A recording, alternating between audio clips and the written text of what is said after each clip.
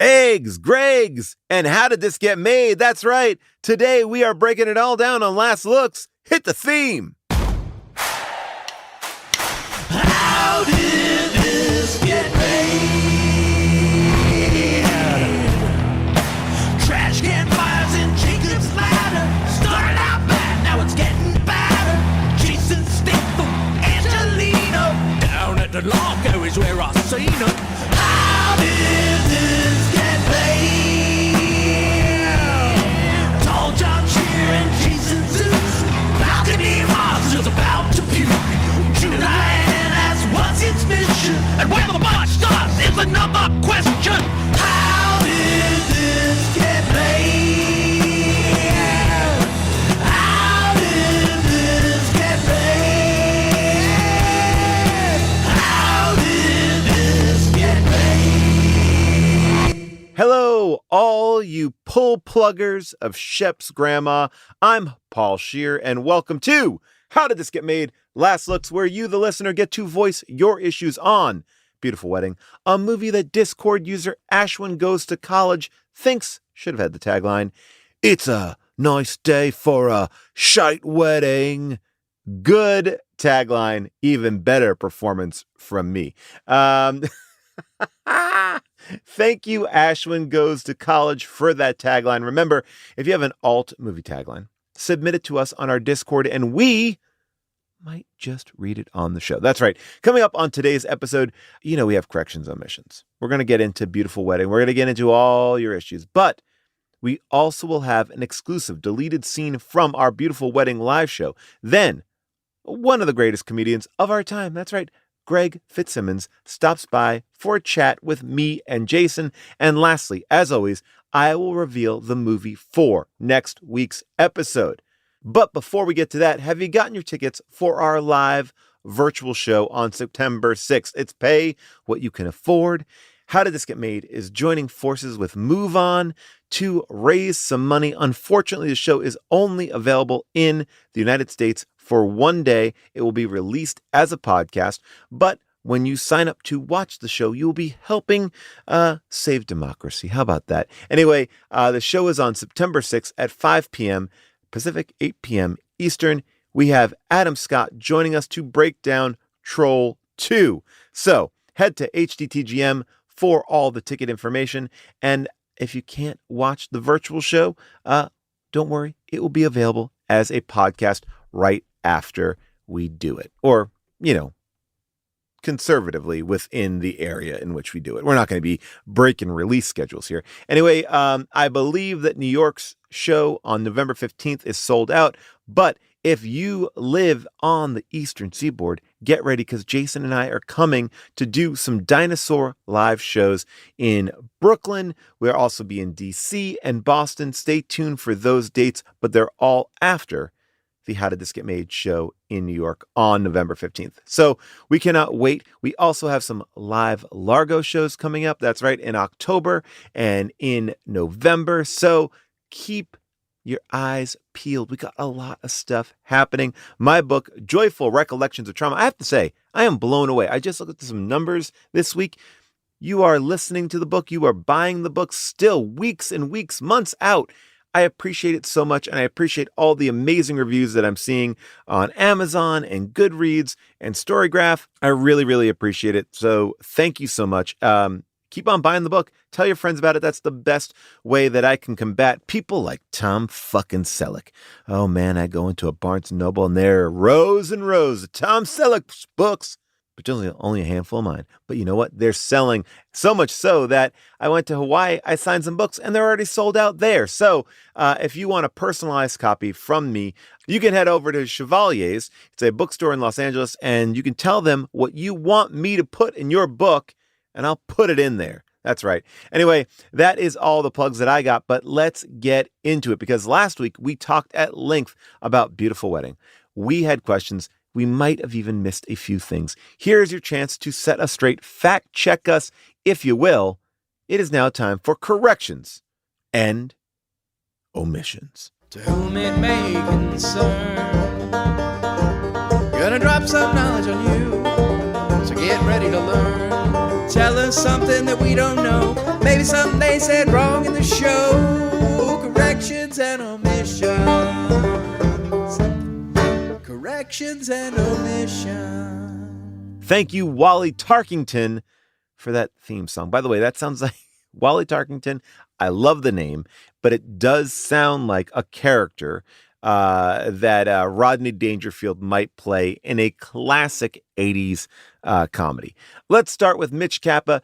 They didn't mention the big reveal that the beautiful series of movies takes place in an alternate universe. Earth 6969. Ooh, I like what you did there. Where the Sacramento Kings won the NBA Finals. It made me wonder if Paul will give the Clippers a championship when he makes his movie. Well, here's what I want to tell you.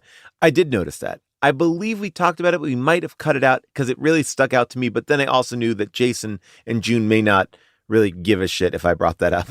So I can't remember. It's definitely something I wrote down when watching it.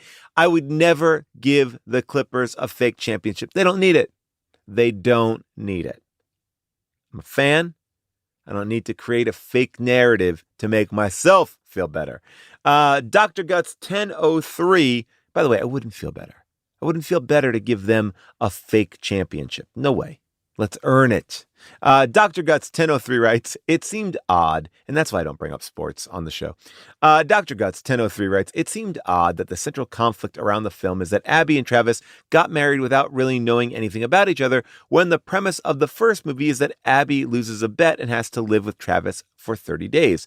This movie wants to act as if these are two strangers who accidentally got married while drunk in Vegas, but they have way more familiarity with each other than that. Yes, Dr. Guts, you are 100% right. It really jettisoned everything we knew about them. I thought that the movie didn't know exactly what it wanted to be. Surprise, surprise.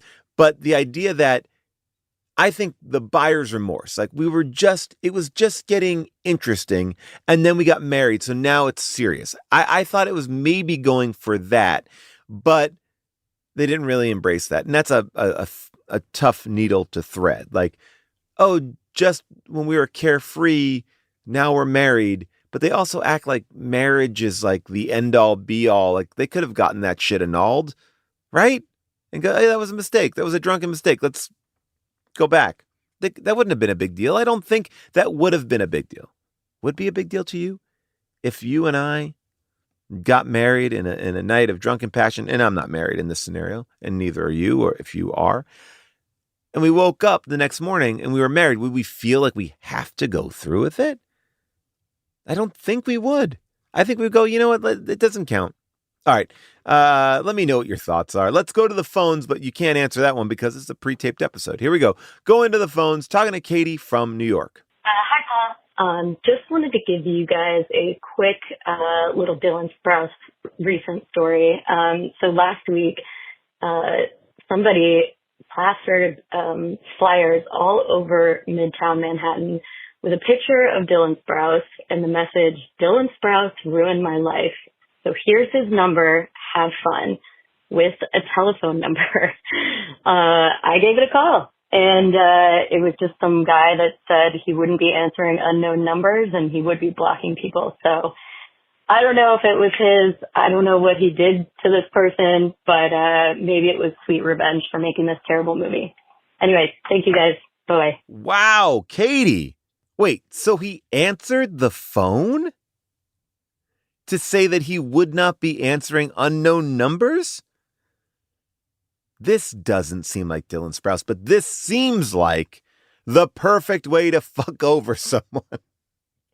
Like, go like, oh, Olivia Rodrigo fucked over my life. Here's her number. Give her a call. Like, it's a great way to mess with somebody because Dylan Sprouse, I would imagine, that would happen to him, and he would change his number within 5 to 10 minutes. But maybe somebody in your own life doesn't know how to do that quick, and you could really terrorize them with that. So, team, get on it. And by team, I mean all of you listeners. Figure that out. We need to figure out what is Dylan Sprouse up to. Or if he's just some dude who's answering the phone, telling people that he won't be answering the phone again, we need to find out what's going on. Call that number again. I guess now maybe you're blocked. I don't know. I am so confused. I need answers. All right. Oh, boy. Let's go to the next call. Hey, Paul, or Jason, depending on who's doing the mini episode this week. Don't know if it's a Spotify thing or what, or if you guys got a new sponsor, but lately, while I'm listening to your episodes, I've been hearing ads for Eggland's Best Eggs. And I'm just curious what Jason's reaction might be to knowing that your podcast is getting ads for something that might kill him. So just love to hear what he has to say about that one. Love the show. Keep doing what you're doing. Thanks. Bye. Eric from Colorado. First of all, Jason, hello, Paul, or Jason's done 2 Last Looks episodes. 2. I don't know who am I going to get here? And secondly, you know what? Eggs might kill Jason, but they keep this podcast free. We've said that we won't do certain ads. We will do ads for eggs. And Jason, and this is the sad part about it, when they bought those ads, they make Jason listen to the ads. So unfortunately, that's what he does for this podcast. So you're welcome. But yes, we advertise eggs, so this can remain a free podcast. Back to the Discord. Johnny Unusual writes, at one point, Abby reads an online news article about a bride who murdered her husband on their honeymoon. On the side of the page is another headline that says, mysterious ancient city discovered beneath Antarctic ice. Now, this seems to imply the movie seems to take place in the same world as Lovecraft's sci-fi horror story At the Mountains of Madness about the very idea. Interesting to see something tying together Jamie Maguire and H.P. Lovecraft besides being racist. Wow. A lot to unpack here. Here's the thing. That was probably done by an amazing set deck person, graphic designer on set who just was having some fun with this film.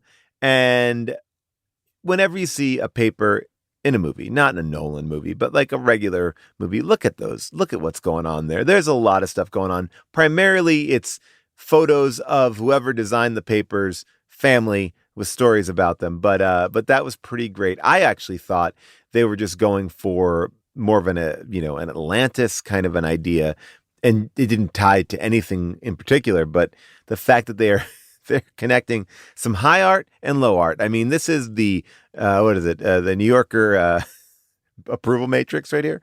Aaron Renee writes, I know you talked about how they couldn't find condoms in Mexico that first night, but my question is, did they ever? Because either they were readily available the next morning or they never found condoms.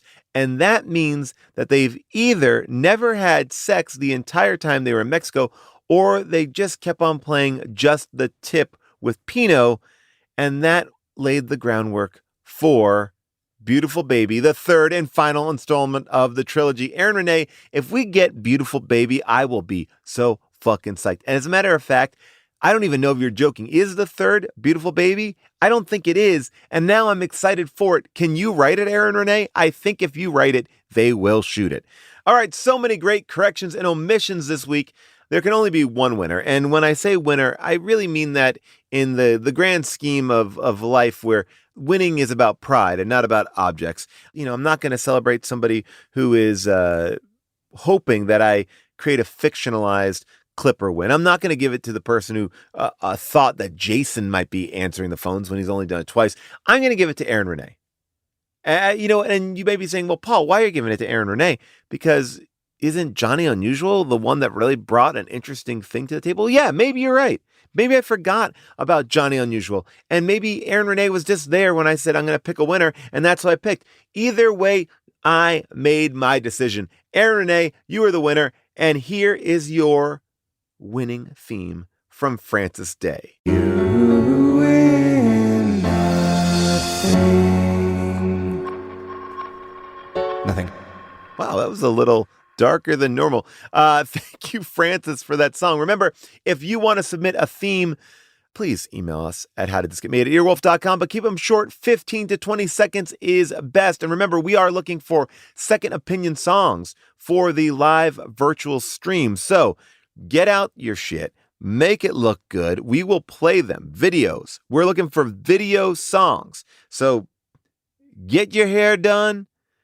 get a backdrop, get some good ring lights, and surprise us. All right, coming up after the break, comedian Greg Fitzsimmons will stop by to chat with me and Jason, and I will announce next week's movie. But first, I want to play an exclusive bonus scene from our Beautiful Wedding live show. A few of you wrote in mentioning that this movie had some connections to the TV show Friends, and one of the roosters was named Ross, and Dylan Sprouse also played Ross's son on Friends. However, one audience member had an even more elaborate Friends theory. So, take a listen. Keith, okay, what's the question? So my question is, actually, it's an alternate source for the fan fiction here. So the writer-director, I don't remember his name, Kubel? Yes. Roger Kumble. Kumble. Right, so he worked with Schwimmer back in the 90s. David. So this is really the one after Vegas, after Ross and Rachel get married and they go on their honeymoon to Mexico. And this is the fan fiction of what would have happened had they filmed that. That's my All right, his theory is that Roger I don't think that theory is true. Roger Kumble is friends with David Schwimmer, and because of their friendship, he was finally able to act out his own fan fiction. All right, I'm listening. But I also You walked know away. how that works, though, Paul. You can only really write fan fiction if you're kind of friends with the person who's... Yeah, that is Who's true. in the Oh, movie? yeah. Well, that's like all my Grace and Frankie fanfic. Yeah, you're the only one I trust. It is disgusting.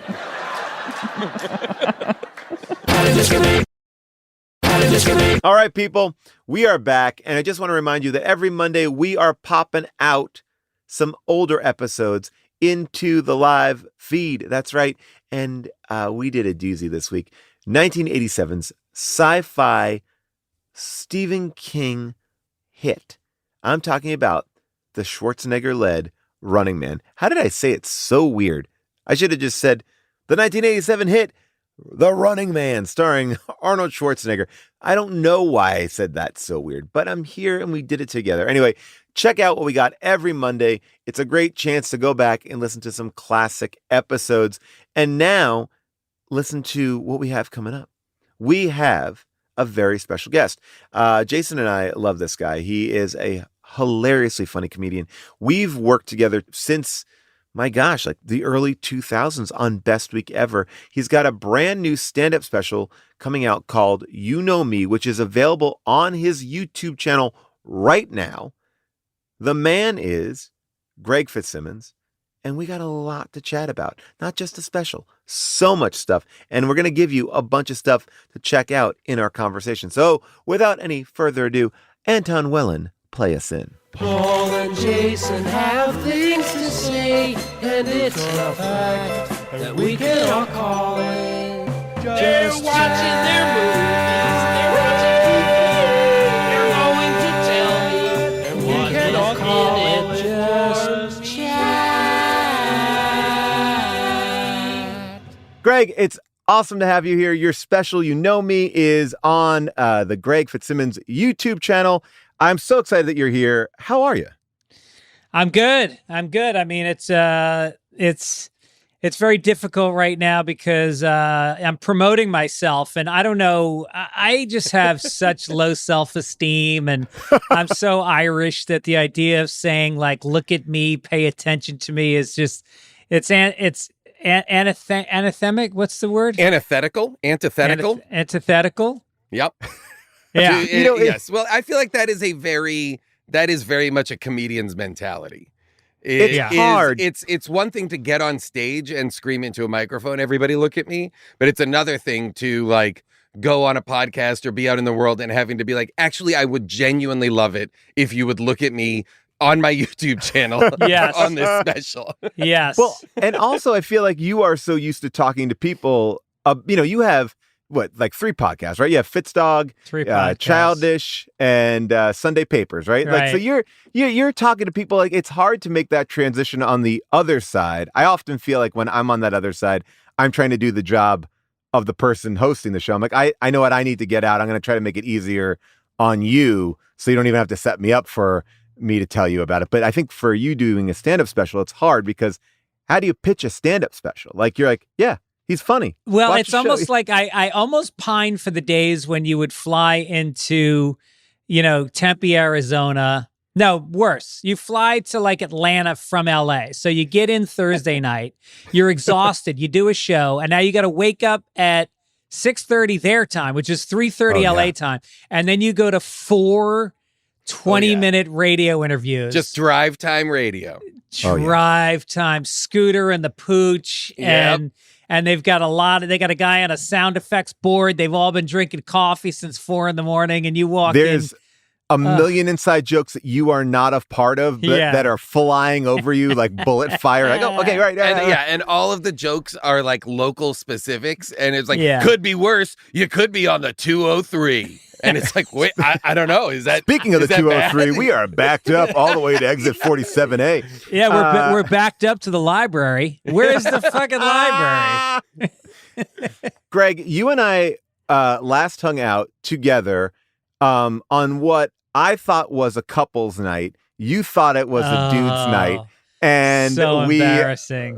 We went out. We had a great dinner. It turned out to be a great night. A fun night, but it was I felt for you in that moment because Greg and I are friends with this guy. He's a coach of a professional basketball team, and we thought I was under the impression it was a couple's night, and Greg was under the impression it was a dude's night. And so I brought my wife. The coach brought his wife.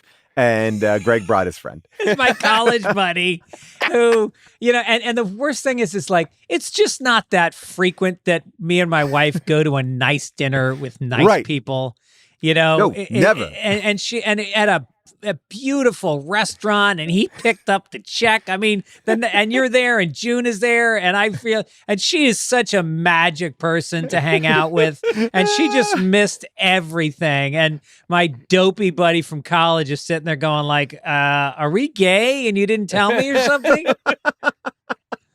And your buddy did though come with, like, he has been around, like he did some cool stuff. It was fun. It was just a fun hangout.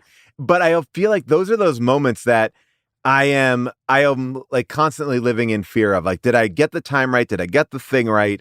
Are we on the same page? I feel like I'm always, if I get to someplace 5 minutes early, I'm like, oh, I fucked it up. I fucked it up horribly. I shouldn't be here. It's next week. I'm checking emails and texts. Well, it was originally a guy's night. When we've been planning this for 2 years, maybe.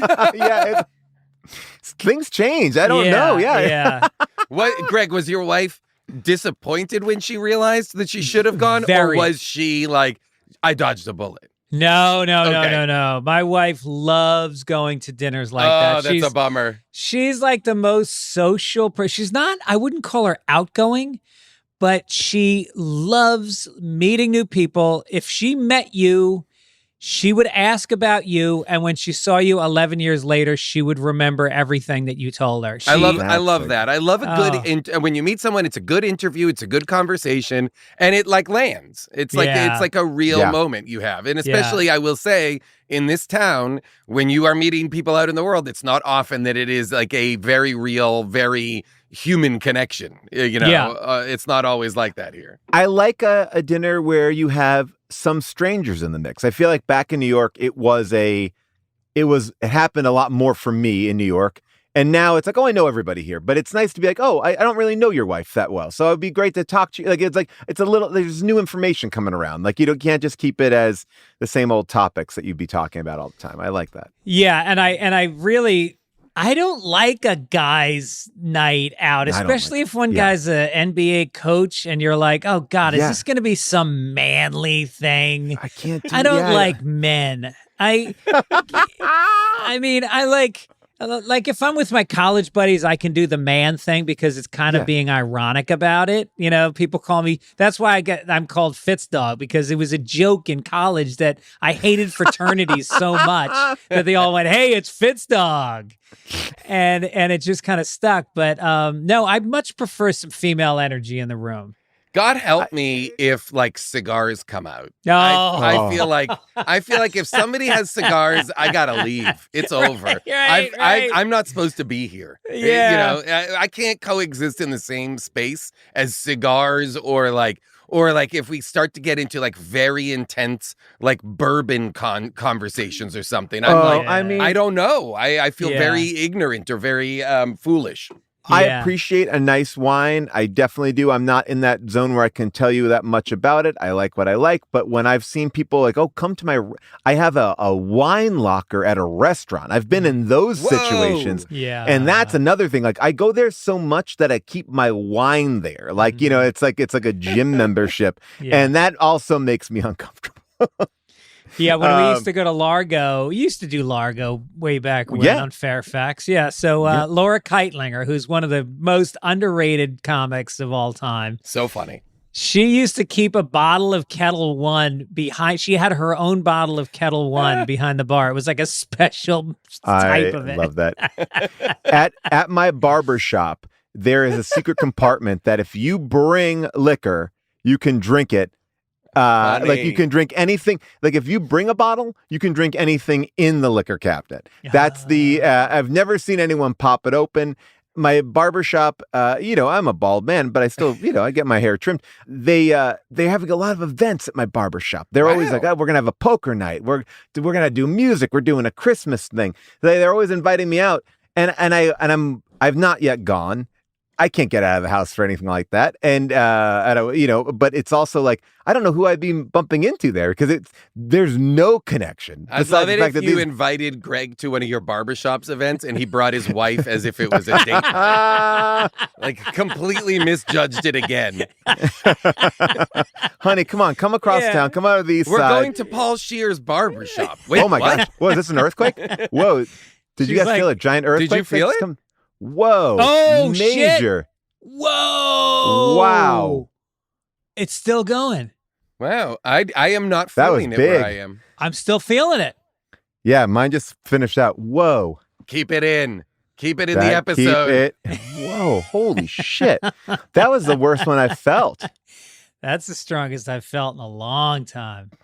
And didn't we have one? We had one last week or the week prior? Was that Yeah, it? a little, yeah. Yeah. Wow. Jesus. Well, my property values just went down 15%. My wife just said she almost fell off the treadmill. She was on the treadmill. Holy cow. Wow. Oh, my Lord. Well, the recovering from... So, Jason, you have still not felt it. I haven't felt it. Where do you live? think I live in the hills. So my guess is my guess is it just doesn't, I don't know. Like I didn't feel it. No, the big earthquake back in, what was it, 88 or something? Yeah. That one, they said people in Hollywood and the West Side, like everything was disrupted. It was chaotic. People who lived in the hills woke up the next morning and started getting ready to go to work. They didn't feel anything because it's all granite. Yeah. Yeah. Like I'm on like bedrock, I think. And maybe that makes it not. I feel like that would conduct it more, but I don't. Every time someone's like, oh, did you feel the earthquake? I'm always like, I did not.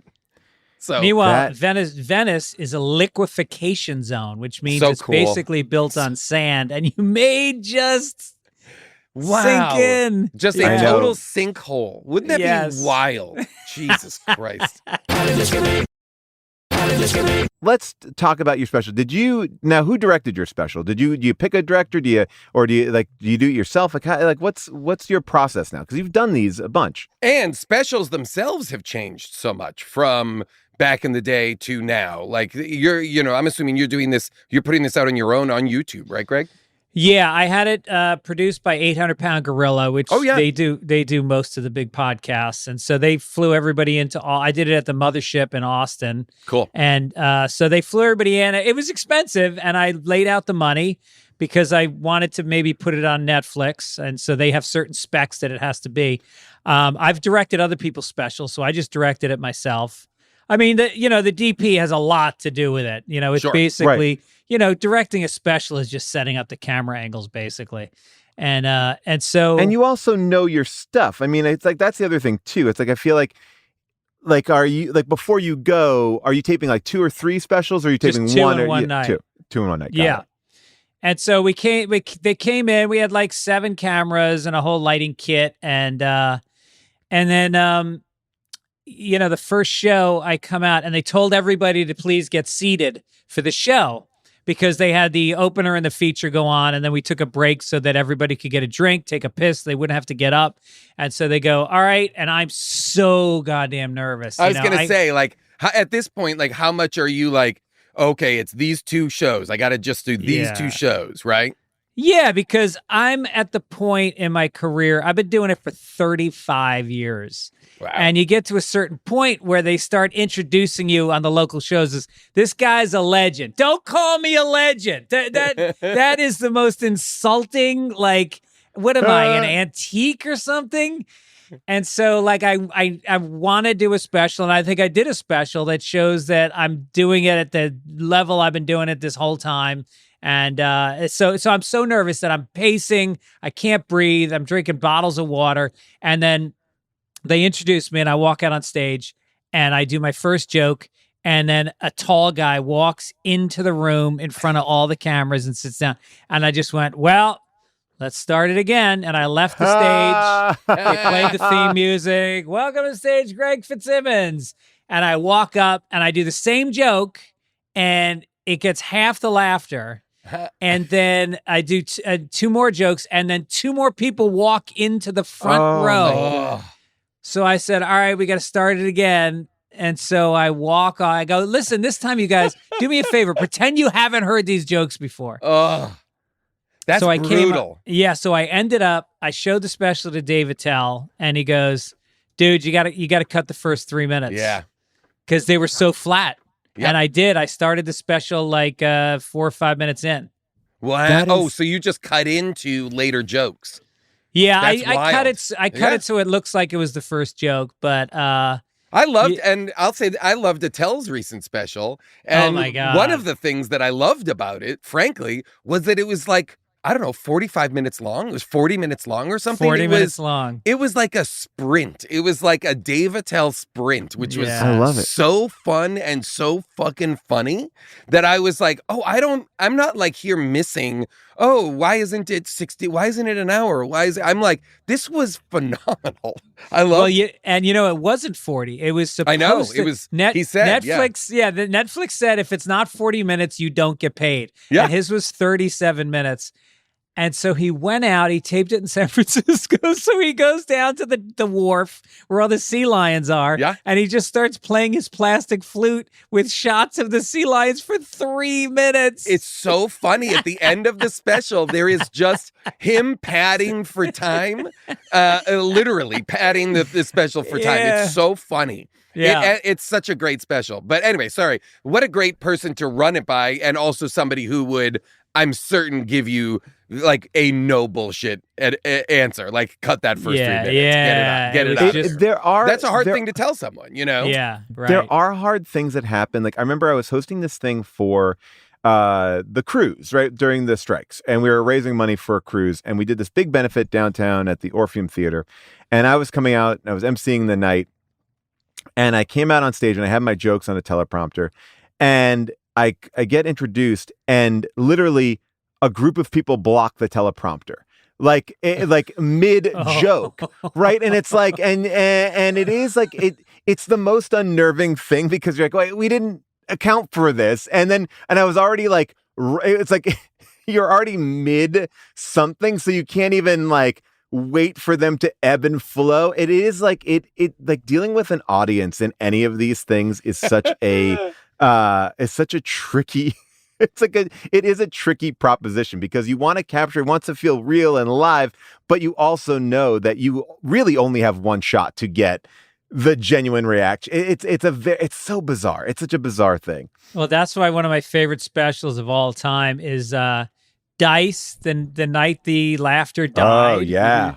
Where he literally walked into Dangerfields at midnight on like a Wednesday, and there was about 15 people left. They'd just seen 3 hours of comedy, and he just walked up unannounced and did an hour, and they hated him, and they were talking and they were heckling, and he was just, but it was an exercise in watching a guy who, with what we all want to be, which is just impervious. Yeah.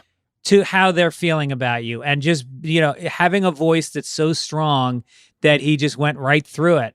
It was amazing. I remember having that tape and not getting it, but being like impressed that he was able. I was like, whoa, this isn't bizarre. Like, yeah, it was really, that's like a very interesting, I re-listened to it a couple of years ago. I was like, no one else has really done anything like that, it feels like. Well, it's also like so interesting to listen to specials that are not as polished. Like the comedy special now has become such a slick kind of polished thing. And I feel like it's really fun to watch specials, because specials weren't like that when I grew up getting someone's comedy special on tape.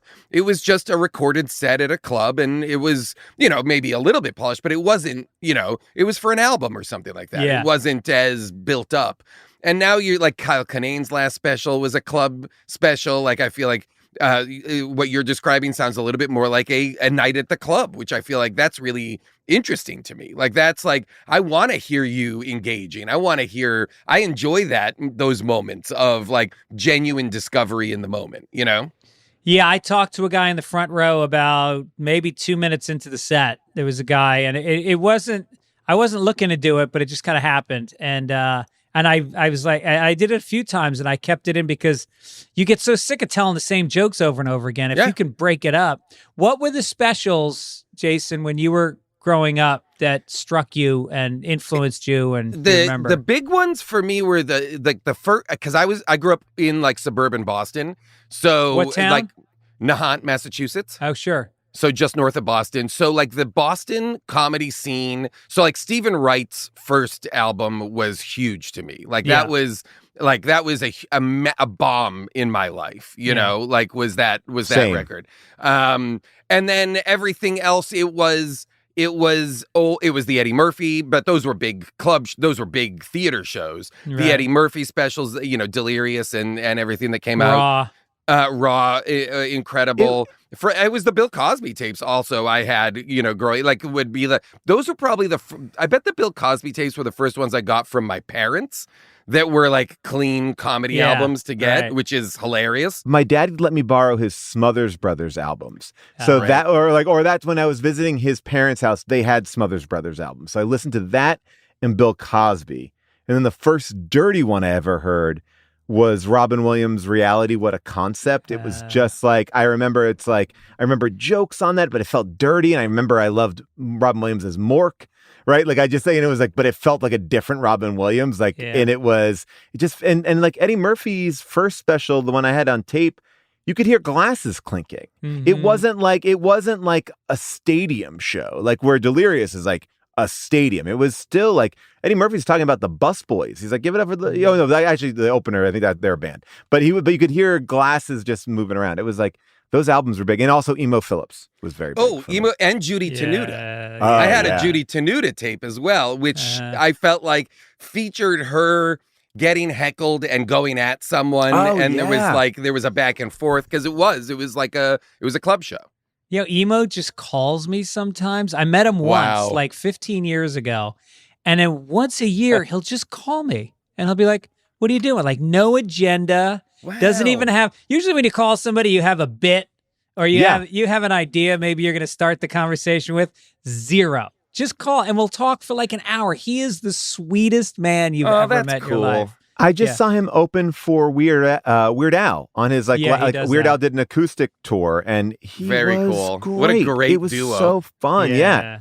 He was really, really funny, and it was, I don't know. I remember seeing him. I was so excited to see him at Caroline's when I was in New York City. I was like, oh my gosh, like those like classic things. I just remember these albums, but I remember like as a kid, also those HBO specials were huge. It was like Jackie Mason presents, or something like that. It was like Dangerfield presents. or maybe it's Rodney. Yeah. So it was like you just get like four different comics.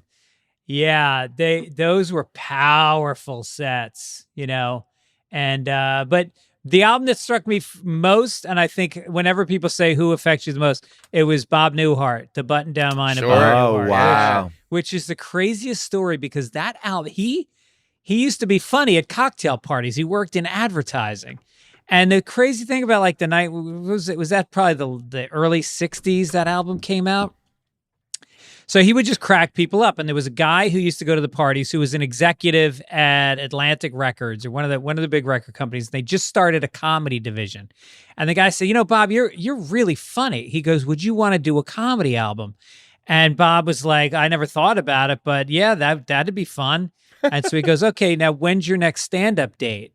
And Bob goes, well, I've never done one. So the guy says, I don't care. Let's set you up. So they booked him in Vegas 3 shows or 4 shows over the weekend. The first couple shows, he learned how to do stand-up in a club. And then the second 2, he recorded, which went on to be a gold record and won the Grammy that year. Holy shit. I Wow. never realized that. Yeah. Isn't that Yeah. amazing that it's just that effortless for him? Yeah, yeah. I mean, truly one of the most effortless performers, you know, Mhm. to watch. Just Yeah. like really just, well, I mean, I saw him do like a fundraiser bit, I'm going to say 6 years ago, you know, as a man in his 80s, and he crushed. Yeah, It felt so easy.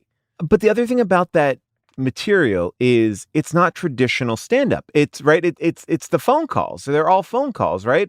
So if he's doing that, it's also like he kind of invented, like he was writing full sketch. Like he was like it's such a weird thing to launch your career with, not to even be in comedy. It's like wow, and that the audience went with it. I gotta go Well, back. I mean, I think the thing that drew me to that was his ability to bring the crowd to him.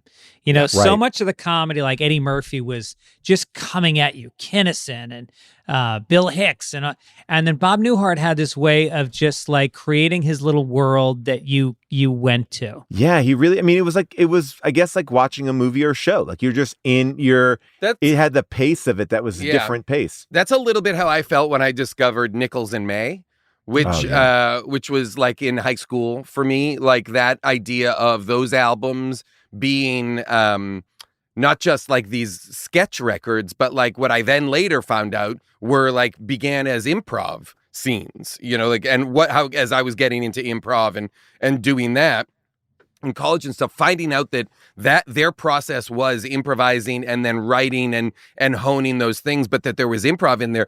Like they were so massive to me in a way that felt similar to Bob Newhart in that it was quieter and not as bombastic as especially what was you're talking about like Kinnison and Dice and a generation in my neck of the woods, Lenny Clark, people who were Lenny loud, Clark, yeah. loud, brash, you know, outspoken, outrageous, you know, stand-ups were the what was happening. So to discover like these kind of more mild-mannered, you know, and then quieter, very hilarious, whether it's Bob Newhart or Nichols and May or, you know, all that stuff, to discover it in like on old tapes or old records in parents or somebody's record collection was incredible. Well, that's why I don't know if you ever saw a movie called When Stand Up Stood Out. It's about the Boston I saw comedy it. scene. Yeah, Oh, Fran yeah. Salamita The Ding produced it. Ho. Talk about the Ding Ho. Ho.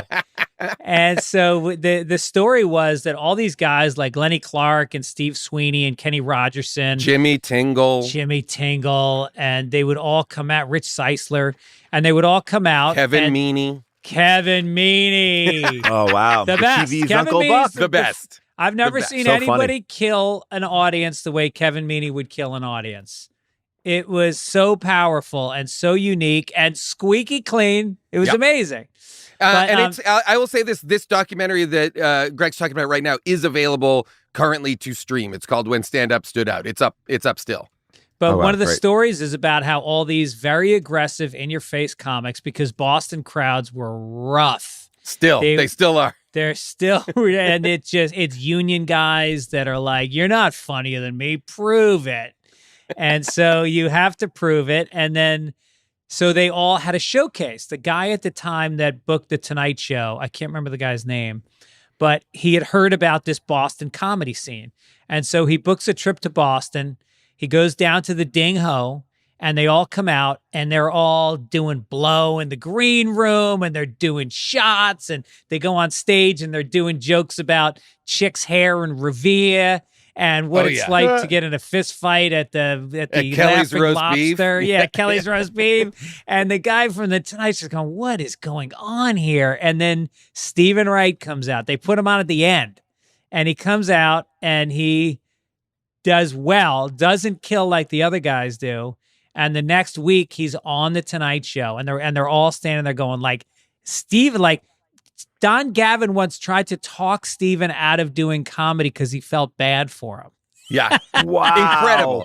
Incredible. Yeah. Like, and at the time, you know, like Lenny Clark is the king of Boston stand-up at that time, you know, like, and he is big and loud, and you're right, it's like tons of local specific stuff. And so to have quiet, mild-mannered Stephen Wright just just annihilating all the way through to the Tonight Show, and then gets on the Tonight Show again like a month later or 2 weeks later or something, and just blows up. Incredible. I just rewatched because somebody sent it to me. It's on YouTube. The Appointments of Dennis Jennings, Stephen Wright's short film with Rowan Atkinson, and it is I gotta watch so fucking funny. Yeah. By the way, I know we're talking about different snips. I just saw Paula Poundstone 2 weeks ago. We were at this library event, the Comic-Con for libraries, and watching her crush. Like at that, like she didn't even know when she was going up. She came out, and I think it's always that thing where it's like, oh, how much of this is written? But it was like, I've just only seen her on tape. I never went to one of her live shows, and she was one of those people. I was like, oh, she just held this room, last person up of the night. People, I don't even know if they wanted to go, but she could have kept on going for an hour and a half. It's like people were so on board. It was really, it was. And fun she's to another see. one of those people that falls in the category of absolute Teflon. Like, knows she's funny. She's not hanging on your approval of her in any way. Not insecure about like whether or not this is going well or anything like that. Just crushed. She told a story that, again, I don't know if this is part of her routine or if this is just her talking, but she was like, she got obsessed with like Matlock, and she'd only write to Matlock, and she would go to sleep to Matlock, and then when she woke up, she'd watch Matlock, and it was like Matlock was always on every part of her life, like Matlock, and she had DVDs, and she'd bring around a DVD player. When she go to a hotel, she'd get it, and then she finally, like, the technology surpassed the ability to watch Matlock, and then she finally got into Breaking Bad, and now all she does is she's like I'm on the treadmill, I'm watching Breaking Bad, I'm watching Breaking Bad, I'm going to sleep watching. She's like, I've watched it literally like 55 times from start to finish, just watching it over and over again. It was such an interesting insight on just a brain. Like, it's just like, I need one thing that I'm familiar with on non-stop, and I was like, I really just want to go in. I wanted to be like, what is that like? That's dig into that. That's fascinating. I was blown away by the fact that she only just wants it. She's like, literally, like, every waking part of my day, it is playing in the background. Yeah.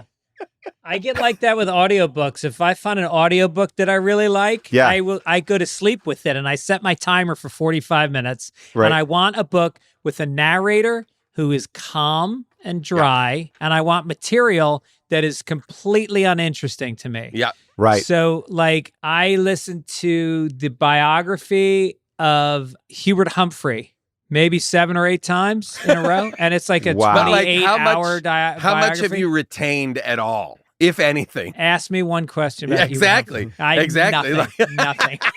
Well, because I also take a sleeping pill every night. So not only am I falling asleep, I'm drugged. That's so funny. Yeah. Well, Greg, your special, available on your YouTube channel right now. You can watch it. You can listen to you on podcasts. You're very easy to find. You're easy to listen to. I'm sure, as people say that they fall asleep to us, I'm sure people fall asleep to you in a good way. People, and so Fitzdog Radio, Childish with Allison Rosen, and Sunday Papers with Mike Gibbons. Those are the podcasts. The special is You Know Me. It is on YouTube. And the earthquake was a 4.7. Wow. That is a 4.7. That's Holy like, cow. Yeah. That's big. So That's there no we go. Joke. Yeah. No joke indeed. All right. Thanks so much for being All here, right, Greg. thanks for having me on. You guys are the best. Great to see you, Greg. All right, good to see you.